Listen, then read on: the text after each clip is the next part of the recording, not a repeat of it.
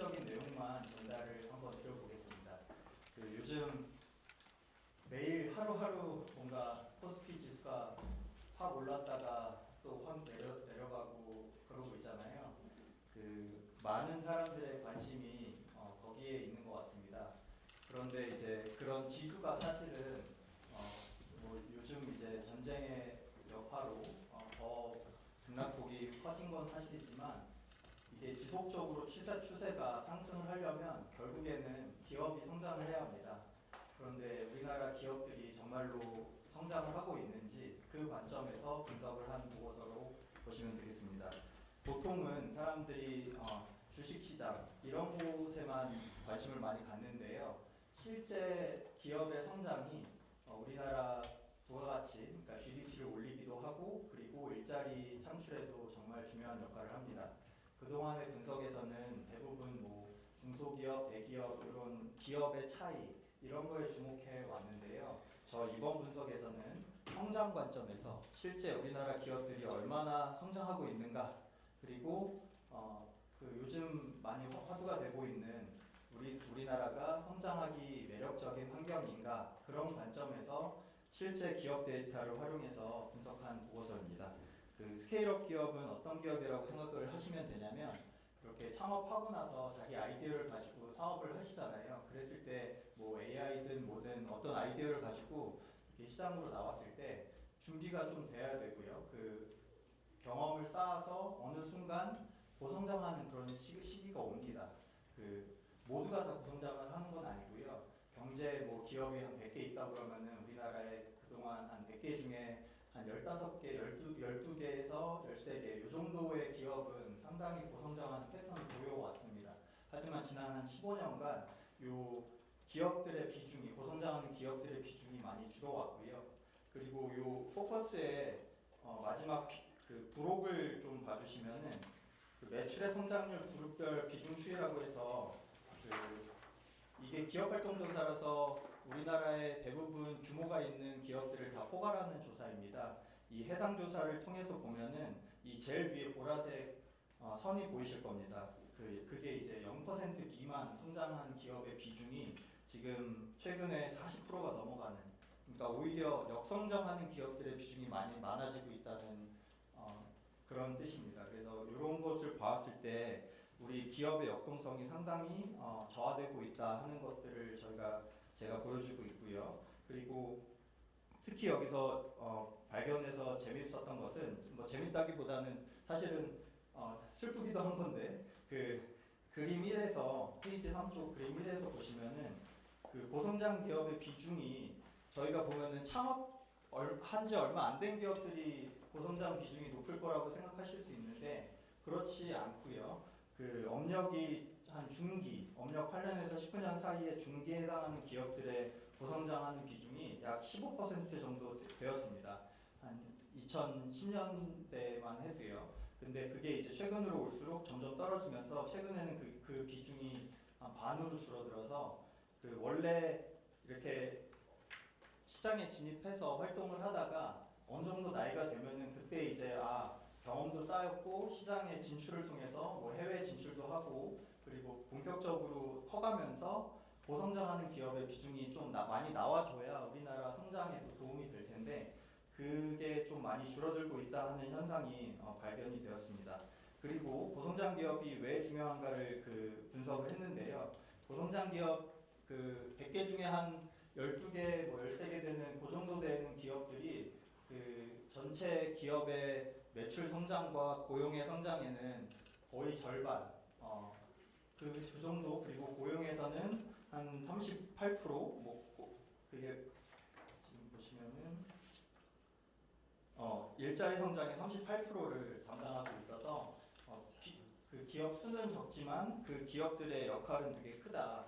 그리고 산업 생산성에는 어떤 영향을 미쳤는지를 봤더니 그 산업에서 고성장 기업의 활동이 많아질수록 해당 산업의 생산성도 상당히 높아지는 그런 경향이 관찰되었습니다. 그래서 고성장 기업이 많이 경제에서 나타나줘야 기업이 활발하게 성장을 해야 일자리도 생겨나고 그리고 산업의 생산성도 뭐 동시에 같이 이렇게 좋아지는 그런 효과가 관찰될 수 있다. 하지만 고성장 기업들이 많이 줄어든 것으로 봐서는 우리 지금 경제 성장의 엔진이 지금 꺼져가고 있는 거 아닌가. 그러면 그 어떻게 살릴까를 한번 분석을 해보고 싶어서 고성장하는 기업들의 그 요인을 좀 분석을 해봤습니다.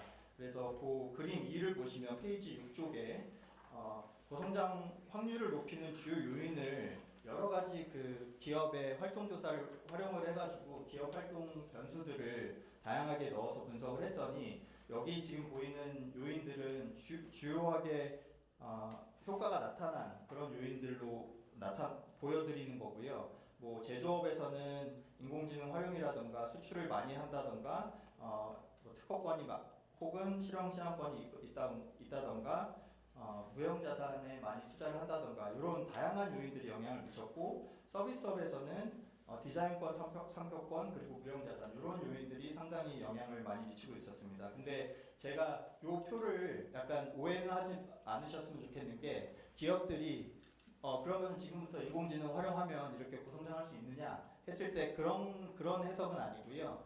여기서 제가 보여드리고 싶었던 것은 단순하게 R&D 지원만 한다고 기업이 고성장하는 게 아니다. 기업의 성장으로 이어지는 데에는 정말 다양한 요인들이 있다 하는 점을 데이터를 통해서 보여드리고 싶었습니다. 그리고 실제로 그렇게 나타났고요.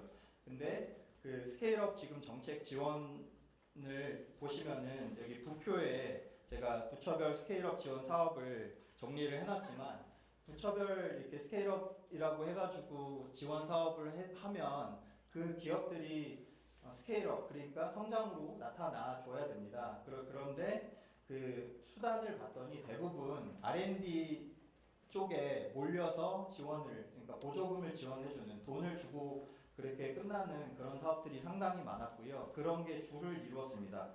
그게 어떤 문제를 가질 수 있냐면 뭐 당연히 혁신을 도와주는 거니까 나쁘진 않겠지요. 그런데 그 기업마다 그 고성장과 관련된 요인들이 상당히 다양합니다. 그렇기 때문에 우리가 한쪽만 그러니까 내가 성장을 잘 지금 병목이 있는데 기업마다 어디를 갔어요. 자 성장이 어려워서 갔는데 도움을 받으러 갔죠. 정부에 나는 성장에 있어서 이런 병목이 있어서 도움 받고 싶은데 갔더니 의사가 R&D만 지원을 해줘요. 처방을. 그러면은 약간 이 병이 낫기에 그리고 병목을 해결하기에 효과적인 수단이 많이 없을 수도 있겠죠. 근데 그러면은 정부가 뭐 잘못하고 있느냐 이런 건 아닙니다. 정부도 되게 적극적으로 노력하고 있고 스케일업 지원을 하고 있습니다. 그리고 다른 수단들도 사실 지원을 하고 있습니다. 뭐 AI 활용이라든가 이런 것도 지원을 하고 있고요. 상당히 지원이 많이 있습니다. 그래서 그러면 뭘 하자는 얘기냐 했을 때 새로운 사업을 만들어서 기업 성장을 지원하자 이런 얘기가 아닙니다. 이 얘기를 조금 이해를 해주셨으면 좋겠는데 그 지금 지원하는 체계를 혁신하자는 겁니다. 그게 어떤 거냐면 지금은 기업들이 내가 도움이 되는 어떤 사업이 뭐가 있을까를 이렇게 찾아다녀야 됩니다. 가서 정말 사업이 많거든요. 뭐 몇백 개, 천 개가 사실 넘기도 합니다. 그래서 나한테 맞는 어떤 사업이 무엇일까, 내가 필요한 게 무엇일까를 정말 열심히 찾아서 해야 되는데 거기서도 사실은 그 정부 지원을 실제로 나한테 내가 필요한 지원을 받기까지 시간이 또 걸리죠. 그러면은 그 정부의 서비스가 저는 원스톱 진단 기반으로 정책 조합, 민간 연계를 통해서 원스톱 조합형으로 전환을 하면은 기업의 성장 병목 해결에 훨씬 효과적일 수 있다라는 것을 지금 주장하고 있습니다. 그래서 이렇게 생각해 보시면 될 것 같아요. 기업들이 지금 현재 모습은 기업이 필요한 자원을 뭔가 어디 있나 하고 막 찾아다니는 그런 상상을 하시면은 이 바뀐 세상에서는 그냥 내가 간단하게 정보만 넣어도 정부가 그 원스톱 플랫폼을 통해서 이 기업의 특성에 맞는 어떤 정책의 조합을 추천을 해줄 수 있습니다. 그러면 지금 중기부에서 사실 최근에 되게 최근입니다. 그 원스톱 이런 체계를 마련하겠다고 발표를 했거든요. 그것도 매우 바람직한 방향이고 제가 지금 제안드리는 것과 같은 방향으로 가고 있다고 생각을 하시면 되고요. 거기에 있어서 제가 또 추가로 말씀을 드리고 싶은 것은 그냥 와서 단순하게 플랫폼이 있어서 맞는 조합을 그냥 찾아만 주는 그런 게 아니라 이 기업이 한 번 신청을 하면은 진단을 받아야 합니다. 이 기업이 정말 필요한 게 무엇인가를 그 기업의 특성이나 어떤 CEO의 어떤 의지나 이런 것들을 다 반영을 해서 실제로 필요한 지원 수단이 뭔가를 진단을 받고 거기에 맞는 조합을 찾아내는 거고요. 무조건 뭐 정부가 나서서 이걸 다 해줘야 된다 이런 얘기가 아니라 민간 서비스가 예를 들어서 지금 내가 당장 어디 외국 어느 나라에 진출을 하고 싶은데 관련된 정보를 얻고 싶다라고 하면은 그런 거를 제공하는 민간 서비스를 적극적으로 연계하는 역할도 할 수 있거든요. 그래서 그 단일 신청, 단일 진단 그리고 다수 수단의 조합을 통해서 이렇게 되면 그 기업이 정말로 자기가 목도하고 있는 그런 성장 병목에 맞춰서 그 맞춤형 지원이 이루어질 수 있는 그런 체계를 제안을 하고 있는 것입니다. 그래서 진단의 핵심은 그 스스로 인식하는 어떤 인력 부족이라든가 이런 스스로 해결하고 싶은 그런 애로도 있고요. 또 조직 역량 차원의 병목도 있습니다. 그래서 스스로 인식하지 못하는 병목도 있거든요. 그런 이런 것들을 진단을 통해서 이 기업이 정말로 성장을 하려면 이런 차원의 변화가 필요하다라는 것을 진단을 통해서 제시를 할 수가 있겠고요. 그리고 민간 역량을 연계하는 것은 정부가 먼저 비용을 지원하는 방식으로 운영을 하지 않고 원칙적으로는 진단 결과에 따라서 먼저 민간 서비스를 먼저 연결을 해주고 그 다음에 거기서도 해결이 안 되는 거에 대해서는 정부가 기존 지원 사업들을 적극적으로 연계해주는 방식으로 운영을 할 수가 있겠습니다. 그리고 이 원스톱 서비스에서 약간 궁금하실 수 있는 것을 제가 먼저 말씀을 드리면 이 많은 기업들을 어떻게 이거를 다 진단을 하느냐 했을 때 약간 두 가지 서비스를 나눠야 됩니다. 하나는 보편적인 서비스고요. 그래서 이런 지금 중기부가 추진하고 있는 그 원스톱 체계를 통해서 모든 기업들한테 그 플랫폼을 통한 맞춤형 지원이 빨리빨리 들어갈 수 있도록 하는 게 한 가지고요.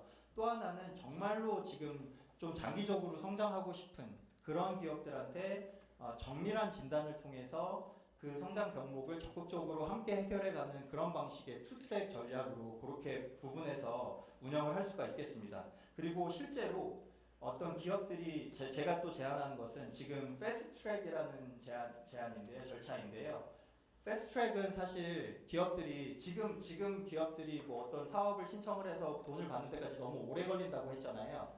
패스트트랙은 내가 당장 어떤 뭐 예를 들어서 뭐 수출에 어디 나라에 수출을 해야 되는데 인증을 못 받고 있다거나 요 인증만 풀리면은 뭔가 당장 수출을 많이 할 수 있을 것 같은데 뭔가 정말 딱 그 가시 같은 그런 것들을 빨리 해결해 가는 그런 기업들이 상당히 이런 것을 해결해 줬을 때 성장으로 이어질 가능성이 되게 높거든요. 그랬을 때 이런 것들을 어떻게 빨리 해결할 수 있는가 하는 것을 따로 절차를 만들어서 그런 기업들한테 즉시 투입 가능한 민간 서비스를 우선 연계해주는, 그러니까 정부가 나서서 이거를 다 해달라는 얘기가 아닙니다. 즉시 투입 가능한 민간 서비스를 우선 연계해주는 그런 패스트트랙을 따로 운영을 할 수가 있겠다. 그런 얘기를 말씀을 드리고 있고요. 그 다음에 마지막으로는 마지막 정책 제언으로는 스케일업 지원 정책 명확화 및 성과 관리 체계 정비입니다. 이 말씀은 어떤 얘기냐면 지금 여러 가지 사업들이 있잖아요. 이 여러 가지 기업들의 지원을 하는 사업 중에 정말 기업의 성장을 지원하는 스케일업 사업이 무엇인가를 명확하게 구분해서 나는 기업의 성장을 지원한다라고 밝혀라. 그래서 그렇게 해서 따로 구분을 해서 별도 체계로 관리를 해야 된다. 그러면 유사 사업 간 뭔가 중복 문제나 이런 것들이 자연스럽게 좀 해결이 될 거고요. 그 시스템 사업의 통합 관리를 해결해서 뭔가 공통적으로 KPI를 도입할 수 있거든요. 그래서 관리를 할 수가 있습니다. 그래서 요 성장 지원 사업들은 따로 실제 성과 지표를 뭐 지원 기업 수 이런 거를 떠나서 그 해당 지원한 기업들이 성장 지표, 매출 성장률, 고용 증가, 수출 증가, 투자 증가 이런 실질적인 성과랑 이어지는 그런 성장 지표들을 저희가 점검을 해서 실제 사업마다 지원된 기업들한테 얼마나 성과가 나타나고 있는가를 우리가 매저를 해서 그렇게 해서 사업들 중에 진짜 성장을 도와주는 사업이 무엇인가를 좀 분별하는 역할을 해야 된다. 그래서 데이터를 통해서 저희가 이렇게 스케일업 지원 정책을 이 진짜 성장 정책을 분별하는 역할을 할 수 있다라는 그 정책 제언을 두 번째로 하고 있습니다. 감사합니다. 질문 있으시면 손 들어주세요. 설명 감사드리고요. 그 6페이지에 그 산업마다 성장의 요인이 다를 수 있고요. 그런 점들을 저는 브로드하게, 그러니까 크게 제조업과 서비스업을 구분해서 봤는데, 방금 말씀하신 것처럼 그런 엔터 산업이나 각 산업마다 또 성장 요인을 다시 분석을 하면 제가 하진 않았습니다. 그래서 그 기자님의 질문에는 바로 즉답을 드리긴 어렵고요. 하진 않았지만 만약에 분석을 해보면 또 다른 요인이 나타날 수 있다는 점 말씀드립니다. 그래서 이게 같은 요인들이 말고 또 다른 중요한 요인이 있을 수 있고요. 그게 중요한 지점입니다. 그래서 제가 이 표를 통해서 말씀드리고 싶었던 것은 산업마다 그리고 특히 기업마다 성장 요인이 매우 다를 수 있다. 그리고 특히 서비스업은 R&D를 아무리 지원한다고 해도 그 중에 일부 기업들만 성장으로 이어질 수 있는 거고, 그 실제로 효과적인 지원은 또 다른 수단이 될 수 있다. 그래서 스케일업 지원을 할 때 이런 것들을 좀 고려를 해서 우리가 너무 그냥 한 수단만 이렇게 계속 반복적으로 성장 혁신하세요라고 그렇게 돈을 주는 방식으로 하기보다는 지금 저는 되게 근본적인 그 지금까지 해오던 방식의 전환을 부탁드리고 싶은 겁니다. 그래서 기업 입장에서 체감이 되는, 내가 지금 당장 병목이 있는 그런 지점을 같이 해결해주는 관계형 방식으로 그렇게 전환이 돼야 된다. 지금까지는 그걸 하기가 너무 어려웠습니다. 왜냐하면 성장하기 바빴고요. 그 지원 이렇게 같이 성장을 해오면서 저희 정책 체계도 같이 발전을 해왔던 것인데요. 지금은 이제 성장하기가 어려워진 그런 시대에 와서는 이제 기존의 방식에서 좀 변화가 필요하다. 그리고 저만 주장하는 게 아니라 지금 유럽이나 뭐 미국이나 선진국, 싱가포르나 다양한 선진국들은 스케일업 지원을 한다고 했을 때 이런 관계형으로 그 기업의 성장 병목을 함께 해결하는 방식으로 주로 사업을 운영을 하고 있습니다. 그것도 좋은 질문이고요. 그 제조업과 서비스업 동일한 변수로 대략 한 15개에서 20개 사이의 변수를 집어넣고요. 그리고 기업 효과나 산업의 효과, 그리고 연도별 효과를 다 통제한 그런 결과입니다. 시간 내주셔서 감사합니다. 수고하셨습니다.